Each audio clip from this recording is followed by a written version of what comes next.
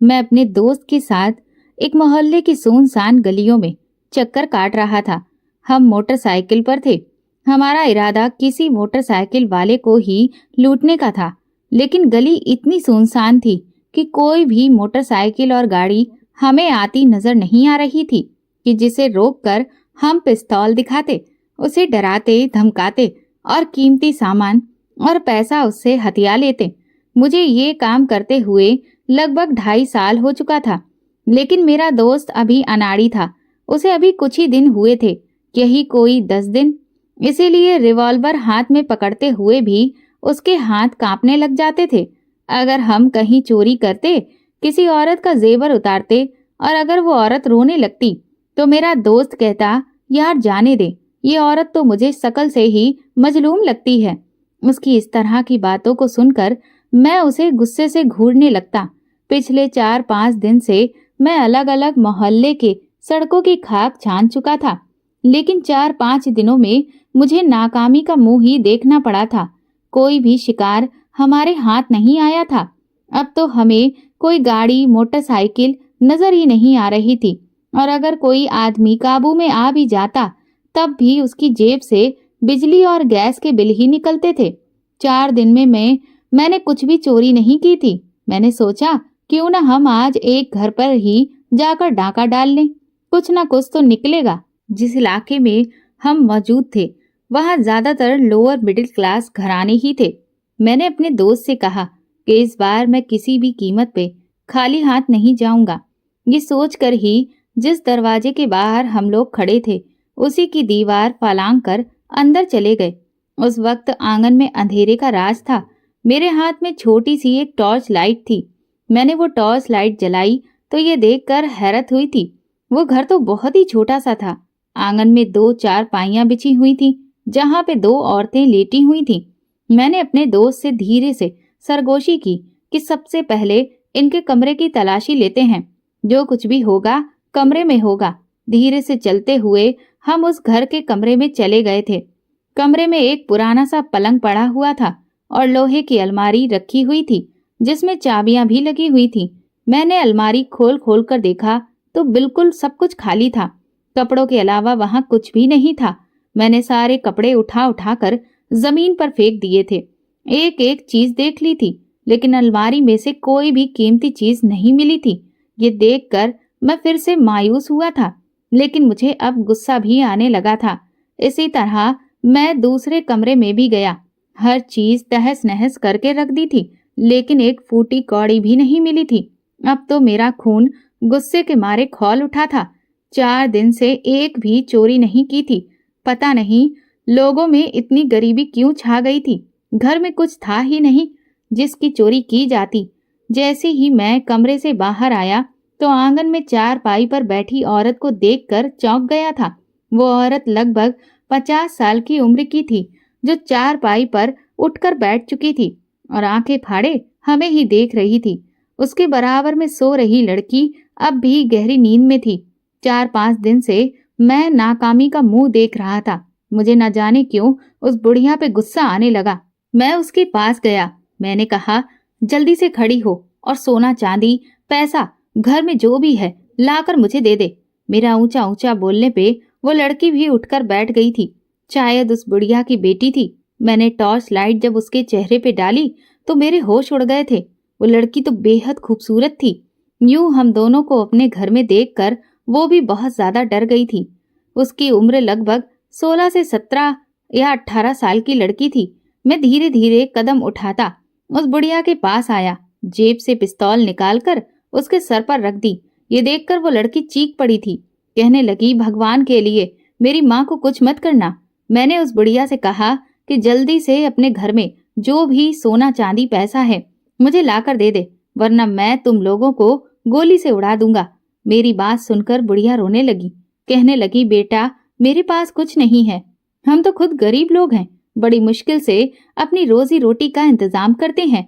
जो कमाते हैं वो रोज ही खत्म हो जाता है। मैंने कहा, खबरदार, जो तूने मुझे अपनी गरीबी के दुखड़े सुनाने शुरू किए, मैं खाली हाथ तेरे घर से हरगिज नहीं जाऊंगा। मैंने पिस्टल उस बुढ़िया औरत के सर पे तानी हुई थी और वो लड़की ये देखकर बहुत ज्यादा डर चुकी थी। डर के मारे थर थर कांप रही थी, साथ ही साथ रो भी रही थी। वो औरत कहने लगी, मेरे पास कुछ नहीं है। मैंने पिस्टल के बटन पर उंगली रखकर दबाना शुरू ही किया था कि तभी वो लड़की अचानक से हाथ जोड़कर मेरे सामने आ गई। कहने लगी, भगवान के लिए मेरी माँ को कुछ मत करना, मैं देती हूँ तुम्हें सोना भी और पैसे भी। ये सुनकर मैंने हैरत से उस लड़की को देखा था। वो लड़की तो बहुत ही डरपोक थी, बहुत घबराई हुई थी और इस हालत में उसका हुस्न देखने लायक था। मैं ना चाहते हुए भी उसे ही देखे जा रहा था। पूरे घर की तलाशी तो मैं पहले ही अच्छी तरह से ले चुका था। घर में कुछ भी नहीं था, फिर वो कहाँ से मुझे सोना चांदी देती। मैं तो बस उस औरत को परेशान और डराने की कोशिश कर रहा था ताकि अपना डर और खौफ फैलाकर वहां से चला जाऊं। मैंने पिस्तौल औरत के सर से हटाई और उस लड़की के पास जाकर खड़ा हो गया। मैंने कहा, चलो, तुमने जेवर और पैसे कहाँ छुपा रखा है? मुझे लगा वो लड़की मुझे कमरे में ले जाएगी, लेकिन वो मुझे कमरे में लेकर नहीं गई थी, बल्कि आंगन में ही लगे एक पेड़ के नीचे आ गई और उस जगह बैठकर मिट्टी खोदने लगी। ये देखकर मेरी अकल हैरान हुई थी। उसने कहा, पैसे छिपा रखे हैं मैंने यही इसी जगह पर। उसने जल्दी जल्दी एक गहरा सा गड्ढा खोदा और फिर 12,000 रुपए उस गड्ढे से निकाल कर मुझे देने लगी। साथ में सोने की एक चैन और एक अंगूठी भी थी। वो भी उसने मेरे हाथ पे रख दिए और मैं उसे ही देख रहा था। उसके हाथ बेहद दूधिया थे, खुद भी दूधिया रंगत की मालिक थी। उसके चेहरे के नैन नक्श भी बहुत हसीन थे। इस वक्त वो मिट्टी खोदने में इस कदर बिजी थी कि उसे अपने दुपट्टे का भी होश नहीं था, जो उतरकर उसकी गोद में गिर चुका था। मेरी नजरें थीं कि उससे हटने को तैयार ना थीं। न जाने क्यों मेरा दिल उस लड़की पे बेईमान सा हो चुका था। हालांकि मैं खुद शादीशुदा था, मेरी पत्नी थी, मेरी एक बेटी थी। चोरी करना मेरी मजबूरी थी, जिसकी वजह थी मेरी गरीबी। जब कहीं भी ढंग का काम नहीं मिला और जब गरीबी के फाके पड़ने लगे तो मैंने हर जायज नाजायज तरीके से कमाना शुरू कर दिया था, क्योंकि दिन भर की मेहनत मजदूरी के बाद भी मैं इतने पैसे घर नहीं ला पाता था जिससे अपनी पत्नी और अपनी बच्ची का पेट भर सकता। और एक दिन की चोरी हमें इतना दे जाती थी कि हम हफ्ता भर बैठकर आराम से खा पी सकते थे। मेरी पत्नी ने आज तक मुझसे नहीं पूछा था कि मैं ये जो पैसे जो भी कुछ ला रहा हूँ वो जायज कमाई है या फिर नाजायज। वो तो मेरी जेब से पैसे निकालती, नई नई चीजें घर के लिए ले लेती थी। मेरे घर में बहुत ही जल्दी एसी, फ्रिज, यहाँ तक कि नया फर्नीचर सब कुछ आ चुका था। मैंने चोरी करना लगभग 1-1.5 साल पहले ही शुरू किया था, लेकिन कभी किसी औरत की तरफ गंदी नजर से नहीं देखा था। लेकिन ये सच है कि उस लड़की के हुस्न पर मैं मर मिटा था। उस लड़की ने सब कुछ निकाल कर मेरे हाथ में रख दिया था। वो कहने लगी, बस अब और कुछ नहीं है हमारे पास, भगवान के लिए मेरी माँ को कुछ मत करना। हम दोनों ही एक दूसरे का सहारा हैं और मेरी माँ के सिवा मेरा कोई नहीं है। वो लड़की मेरे हाथ जोड़कर विनती कर रही थी, लेकिन मेरी नजरें तो अब भी उसके हुस्न पे टिकी हुई थीं, जो मुझे बुरी तरह घायल कर चुका था। मैंने जेवर और पैसे अपने दोस्त को पकड़ाए और कहा, इन सबको रूमाल में बांध लो। वो औरत रोते हुए कहने लगी कि ये मैंने अपनी बच्ची के दहेज के लिए इकट्ठे किए हैं। पाई पाई करके मैंने ये सामान जोड़ा है। भगवान के लिए ये सब कुछ लेकर मत जाओ, किसी गरीब की हाय मत लो। मैंने पाई पाई जोड़कर ये सब कुछ बनवाया है, लेकिन मुझ पर उनके आंसुओं का कोई असर नहीं हुआ था। मैं इतने पाप कर चुका था कि मेरे दिल पर काली स्याही फैल चुकी थी। अब किसी के आंसू विनती करना मुझ पर असर नहीं करता था। न जाने से पहले मैंने उस लड़की से कहा, मेरे साथ कमरे में चलो। ये सुनना था कि उस लड़की के साथ उसकी माँ का भी रंग उड़ गया था। उसकी माँ जल्दी से मेरे पैरों में गिर गई, कहने लगी, भगवान के लिए ये जुल्म मत करना। जो कुछ हमारे घर में जमा पूंजी थी वो सब कुछ तुम लेकर जा रहे हो। ठीक है, ले जाओ, हम मना नहीं करते, बल्कि मेरी बच्ची ने तो खुद अपने हाथों से निकाल कर वो जमा पूंजी तुम्हें दे दी है, लेकिन मेरी बच्ची को बर्बाद मत करना। ये सब सुनकर मेरा दोस्त मुझसे कहने लगा, ये क्या कर रहे हो तुम? देखो, चोरी तक तो बात ठीक है, लेकिन ये सब करना पाप है। उसकी बात अभी पूरी नहीं हुई थी कि मैंने पिस्टल उसके सर पर तान दी थी। मैंने कहा, ज्यादा बकवास की तो तुम्हें भून के रख दूंगा। शैतान पूरी तरह से मेरे दिमाग पर हावी हो चुका था। मुझे किसी भी बात का कोई एहसास नहीं था। मैंने बड़ी बेदर्दी से उस लड़की का बाजू पकड़ा और उसे खींचते हुए कमरे में ले जाने लगा। वो लड़की रोने लगी, अपनी माँ से कहने लगी, माँ मुझे बचा लो। फिर मुझसे कहने लगी, भगवान के लिए मुझे बर्बाद मत करो, मेरी मंगनी हो चुकी है, मेरा रिश्ता टूट जाएगा, कोई भी लड़का मुझसे शादी नहीं करेगा, भगवान के लिए मेरी इज्जत पे दाग मत लगाओ। वो रो रही थी, हाथ जोड़कर विनती कर रही थी, यहाँ तक कि मेरे पैरों में गिर पड़ी थी। लेकिन मेरी आंखों में तो इस वक्त शायद पट्टी बन चुकी थी। मैंने उसकी इज्जत को बुरी तरह तार तार करके रख दिया था। बड़ी ही बेरहमी से मैं उसके साथ पेश आया था। वो खुद को मुझसे छुड़ाने लगती तो मैं उसे मारने लगता। उसकी इज्जत को रौंदने के बाद मैं कमरे से बाहर आया था। उसकी सिसकियों की आवाजें अब भी मेरे कानों में गूंज रही थीं। मैं बाहर आया तो उसकी माँ बेजान शरीर के साथ चारपाई पर बैठी हुई थी। उसकी रंगत बिल्कुल सफेद पड़ चुकी थी। नजर झुकाए वो यूं बैठी थी जैसे अपना सब कुछ हार बैठी हो। लेकिन मैं बड़ी ही कमीनगी से हंसता हुआ वहां से बाहर चला गया था। अपने किए पे मुझे कोई भी अफसोस नहीं था। जैसे ही मैं बाहर निकला, मेरा दोस्त मुझसे कहने लगा, ये तुमने अच्छा नहीं किया। वो नया नया इस काम में शामिल हुआ था, इसीलिए उसका जमीर पूरी तरह से मरा नहीं था। मैंने तो गरीबी के हाथों मजबूर होकर बहुत जल्दी ही अपने जमीर का गला घोंटकर उसे मार दिया था।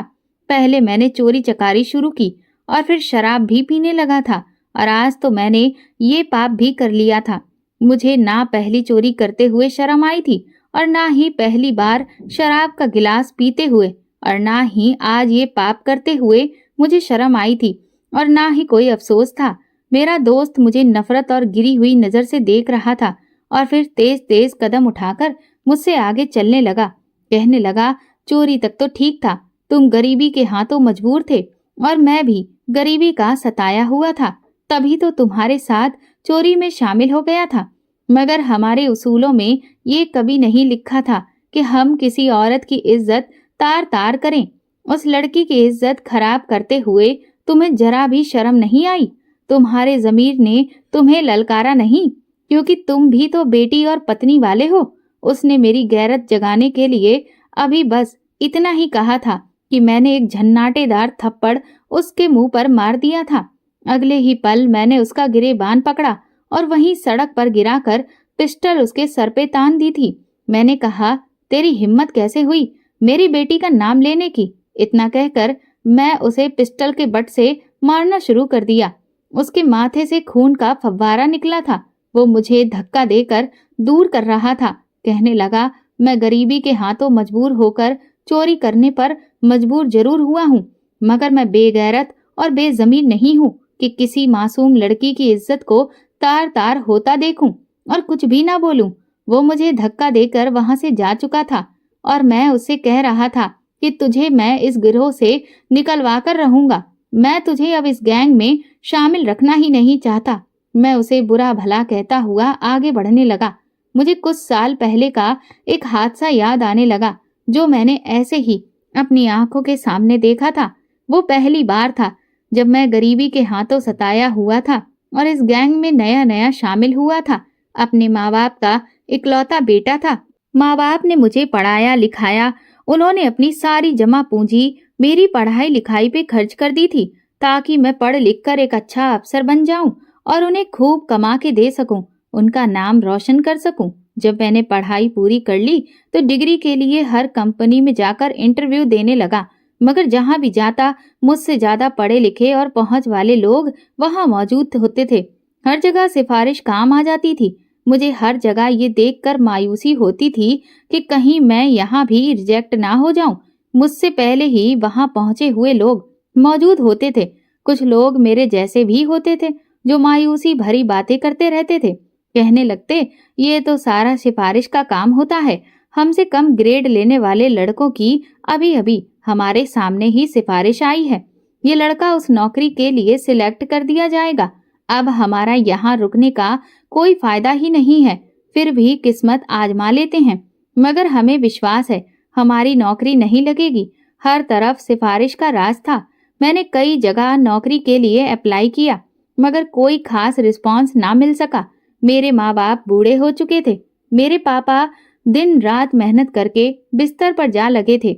एक वक्त वो भी आया जब मेरे बाप की बीमारी की हालत में इस दुनिया से चले गए और अकेले मेरी बूढ़ी माँ रह गई थी।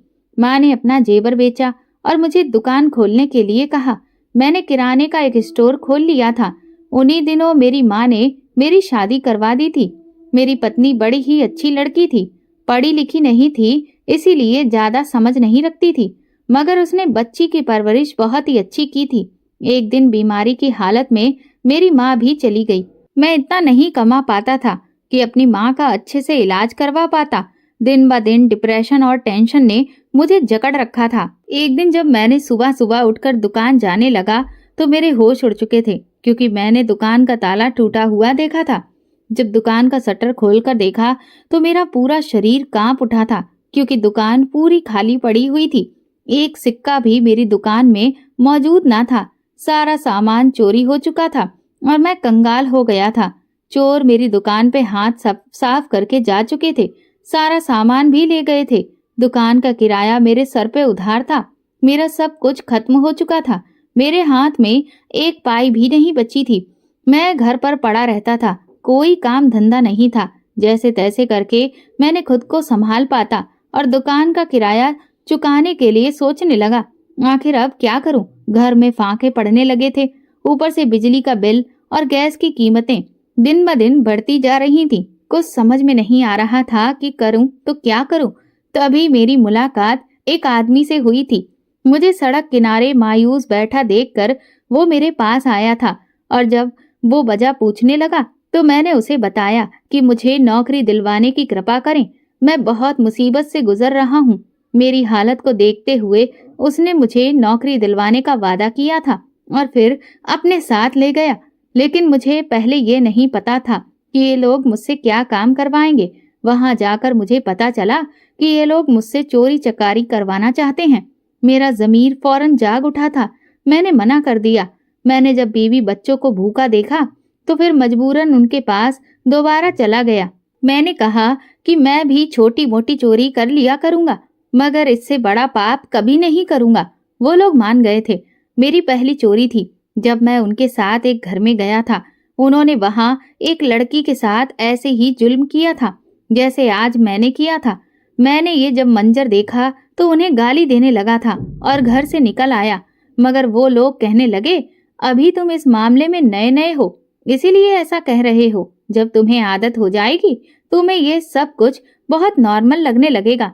और फिर वाकई मुझे इन सब चीजों की आदत हो चुकी थी और आज पहली बार मैंने ये सब कर लिया था। मैं बहुत खुश था।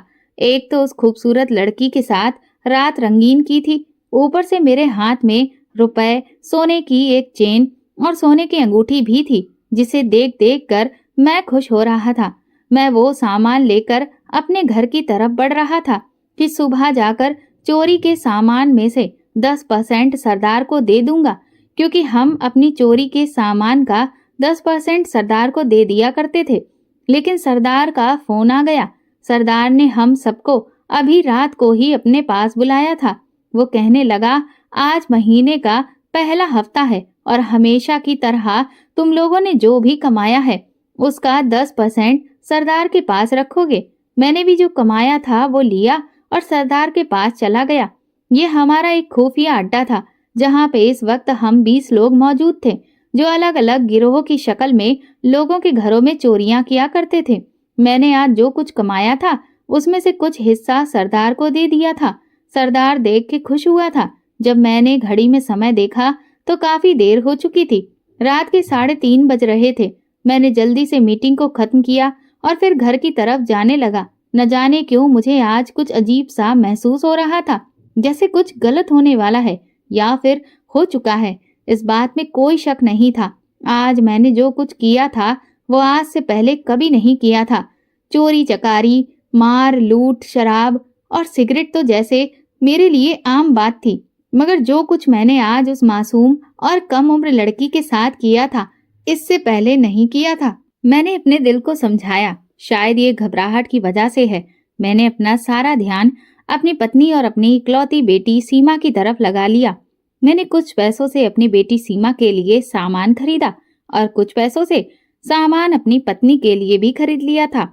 ये मुंबई शहर था और यहाँ पे दुकानें रात गई तक खुली रहती थी। मैं खुशी खुशी वो सामान लेकर घर की तरफ बढ़ने लगा था। मैंने जैसे ही घर के बाहर कदम रखा तो मेरे पूरे शरीर में कपकपाहट सी दौड़ गई थी। दिल की धड़कनें इस कदर तेज हो गई थीं, ऐसा लगता था अगर दरवाजा खोल दिया तो ना जाने क्या कयामत टूट पड़ेगी। मैंने जैसे ही दरवाजे की कुंडी को खटखटाने की कोशिश की तो मेरी जान निकल गई थी, क्योंकि दरवाजे की कुंडी तो कटी हुई थी। ये स्टील का दरवाजा था और मैं हैरत से उस मजबूत दरवाजे की कुंडी को देख रहा था, जिसको बड़े ही माहिर तरीके से किसी हथियार से काटा गया था। क्यों, कैसे और किसने, समझने में मुझे कुछ ही पल लगे थे। मैंने कांपते हुए पैरों के साथ घर के अंदर दाखिल हुआ था। मेरी नजरें जमीन पे गड़ी हुई थीं।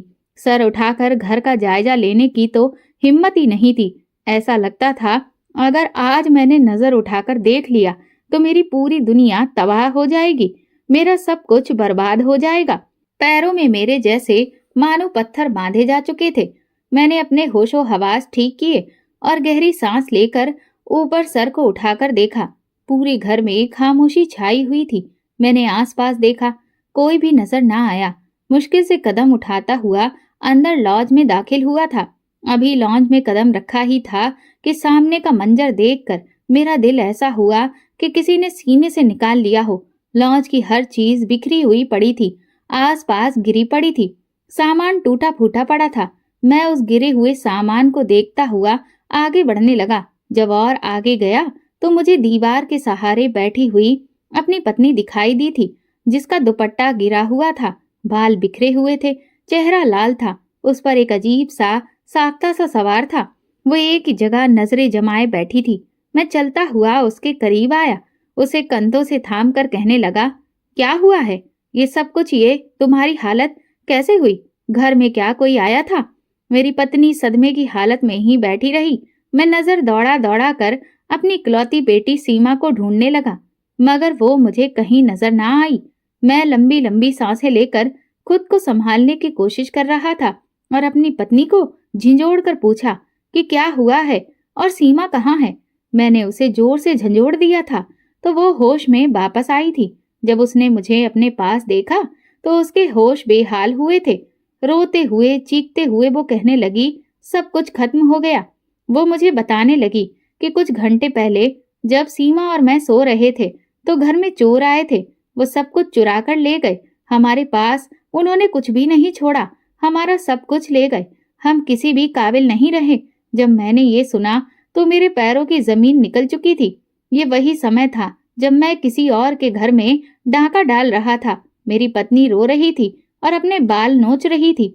सदमा मुझे भी था, मगर मुझे मेरी बच्ची की चिंता सता रही थी। वो मुझे कहीं भी नजर नहीं आ रही थी। मैंने उसे कहा, सीमा कहाँ है? मुझे सीमा कहीं भी नजर नहीं आ रही, कहाँ है वो? पत्नी ने जब ये सुना तो उसे एक बार फिर से सदमा हो चुका था। उसने मुझे कोई जवाब नहीं दिया और मुंह में दुपट्टा रखकर जोर जोर से रोने लगी। मेरा दिल तो जैसे किसी ने सीने से निकाल दिया था। मैंने चीख कर पूछा, बताती क्यों नहीं? सीमा कहाँ है? तो उसने कमरे की तरफ इशारा कर दिया। मैं फौरन से उठा और कमरे की तरफ भागा था। हिम्मत करके दरवाजा खोला, वहां पर कोई भी मौजूद ना था।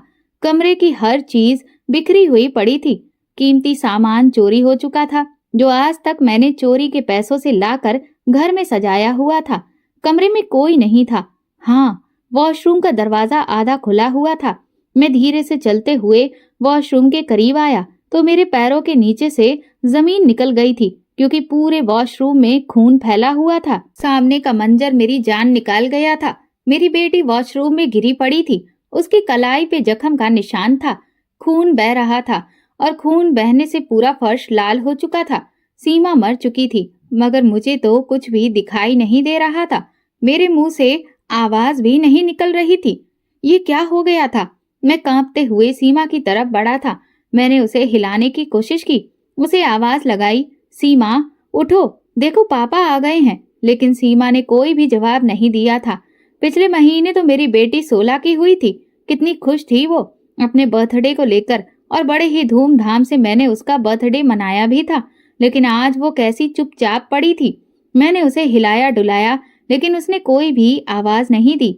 आवाज देती भी कैसे, वो तो इस दुनिया से जा चुकी थी। मैंने फौरन सीमा को उठाया और अस्पताल ले जाने लगा, मगर मेरी पत्नी ने मेरा हाथ रोक दिया। कहने लगी, कोई फायदा नहीं, इसने उसी पल अपनी जान दे दी थी जब चोरों ने इसकी इज्जत पे हाथ डाला था। वो लोग कमरे से बाहर निकले तो मैं कमरे में गई थी, मगर सीमा ने वॉशरूम में लगे शीशे को तोड़कर उसने कांच से अपनी कलाई काट ली थी। मैं सर पीटने लगा था, खुद को नोचने लगा था, अपना सर दीवार पे मारने लगा था, दहाड़ मार मार कर रोने लगा था। दीवार पे सर मारने की वजह से मेरा सर फट चुका था। आखिर ये सब कुछ कैसे हुआ? आज मैं किसी और की इज्जत पे हाथ डाल रहा था और वही सब कुछ पलटकर मेरी बेटी के पास आया था। मेरी बेटी जान की बाजी हार चुकी थी। मैं रो रो कर सारी हकीकत अपनी पत्नी को बता रहा था। मेरी पत्नी ने जब ये सुना तो मेरे मुंह पे एक जोरदार तमाचा मार दिया। कहने लगी, तुझे शर्म ना आई? ये तेरे ही बुरे काम थे जिसका खामियाजा तेरी बेटी को भुगतना पड़ा। तो जैसे बाप को तो मर ही जाना चाहिए। ये बात सुबह तक पूरे मोहल्ले में फैल चुकी थी। अपनी बेटी का अंतिम संस्कार करने के लिए जब मैं पहुंचा तो वहां एक और अर्थी लाई गई थी। मैं तो पत्थर बना देख रहा था। मोहल्ले वालों ने पुलिस को भी खबर कर दी थी और मैं तो खुद हथकड़ी लगवाने के लिए तैयार था। शायद इसी तरह मेरे गुनाहों की माफी हो सकती थी। वहां एक अर्थी और लाई गई थी और उस अर्थी को भी मेरी बेटी की तरह चिता के हवाले कर दिया गया था। ये उसी माँ की अर्थी थी जिसकी बेटी की इज्जत को रात को मैंने रौंद के रख दिया था। वही बूढ़ी औरत जो मेरे आगे हाथ जोड़कर अपनी बेटी की इज्जत की भीख मांग रही थी, मुझसे विनती कर रही थी, मुझे दुहाइयां दे रही थी, लेकिन मैंने उसकी एक न सुनी थी और उसकी बच्ची की इज्जत तार तार करके रखती थी। वो माँ सदमे से मर चुकी थी। मेरे पास सिवाय पछतावे और माफी के कुछ भी नहीं बचा था। मुझे नहीं पता उस लड़की का क्या हुआ था। उस रात जब मैं उसके साथ जबरदस्ती कर रहा था, उसने मुझे रोते हुए विनती की थी कि हम माँ बेटी एक दूसरे का सहारा हैं। मेरी माँ के बिना इस दुनिया में मेरा कोई नहीं है और उसकी माँ उसे छोड़कर चली गई थी सिर्फ और सिर्फ मेरी वजह से। पता नहीं उस लड़की का क्या हुआ था। अंतिम संस्कार में जितने भी लोग थे, मैंने आंख फाड़ फाड़ कर देखा था। मुझे कहीं भी वो लड़की नजर नहीं आई थी। बस कुछ ही लोग थे जो शायद उसके मोहल्ले के थे। वो लोग उस औरत का अंतिम संस्कार करके चले गए थे। मैं थके हुए कदमों से घर आ गया था। मुझे किसी भी पल अब चैन नहीं आता था। मेरी पत्नी मुझसे नफरत करती है। हर वक्त मेरी मासूम भोली भाली सीमा का चेहरा मेरी आंखों में घूमता रहता है। मैं रातों को चीख चीख कर उठ जाता हूँ। ऐसा लगता है कि जैसे सीमा मुझसे चीख चीख कर अपने ऊपर हुए जुल्म का हिसाब मांग रही है। वो कह रही है, पापा, जो भी मेरी हालत हुई है उसके जिम्मेदार आप हैं। आपकी वजह से मैंने ये दर्द सहा है। मेरी पत्नी मेरे साथ रहने पर मजबूर थी क्योंकि वो बिना पढ़ी लिखी लड़की थी। उसका कोई सहारा नहीं था, लेकिन उसके दिल में अब भी मेरे लिए कोई जगह, कोई सम्मान नहीं था। मैं बस अपनी जिंदगी काट रहा था। मैंने एक हॉस्पिटल में चपरासी की नौकरी कर ली थी। सारा चोरी चकारी का काम छोड़ दिया था। जो थोड़े बहुत पैसे मिलते थे उससे हम दोनों पति पत्नी अपना जीवन काट रहे थे। इस बात को लगभग 1.5 साल गुजर गया था। एक दिन मैं अपने काम के अनुसार अस्पताल में सफाई कर रहा था कि तभी मुझे किसी के रोने की आवाज आई थी, जो डॉक्टर से कह रहा था, प्लीज मेरी पत्नी को बचा लो, उसे कुछ नहीं होना चाहिए वरना मैं भी मर जाऊंगा। मैंने मुड़कर देखा तो मैं हैरान रह गया था। वो कोई और नहीं, मेरा वही दोस्त था जो उस रात मेरे साथ चोरी करने उस लड़की के घर गया था और उस लड़की की इज्जत तार तार करने पे मुझे बुरा भला कह रहा था। मैं उसके पास आ गया। उसने मुझे फौरन ही पहचान लिया था, लेकिन मुझे देखते ही नफरत से मुंह फेर लिया। मैंने कहा, मेरे दोस्त, मुझे माफ कर दे। उस रात मैंने तेरी बात अगर मान लेता तो आज मेरे ऊपर ये कहर ना टूटा होता। वो कहने लगा, लेकिन मुझे तुमसे कोई बात नहीं करनी है। मुझे कोई फर्क नहीं पड़ता कि तेरे ऊपर क्या बीती है। हाँ, ये पता है, उस रात के बाद मैं बिल्कुल बदल गया था। मैंने अपने सारे पापों से माफी मांग ली थी और आज मैं एक अच्छी खुशहाल जिंदगी जी रहा हूँ। वो मेरी बात सुनने को तैयार नहीं था। उसे अपनी पत्नी की चिंता थी, जो प्रसव पीड़ा से तड़प रही थी। उसने शादी कर ली थी और उसकी पत्नी आज बच्चे को जन्म देने वाली थी, लेकिन उसकी पत्नी की डिलीवरी में कुछ समस्याएं पैदा हो गई थीं। डॉक्टर नाउम्मीद थे कि मां को बचाना मुश्किल है और इसी वजह से मेरा दोस्त राजू रो रहा था और डॉक्टर की विनती कर रहा था कि उसकी पत्नी को कुछ नहीं होना चाहिए। लेकिन भगवान की कृपा हुई थी कि सब कुछ नॉर्मल हो गया था। डॉक्टरों की जी तोड़ कोशिश के बाद उसकी पत्नी ने एक सेहतमंद बच्चे को जन्म दिया था। उसकी पत्नी ने एक चांद से बेटे को जन्म दिया था। वो बहुत खुश था, पूरे अस्पताल में मिठाई बांट रहा था।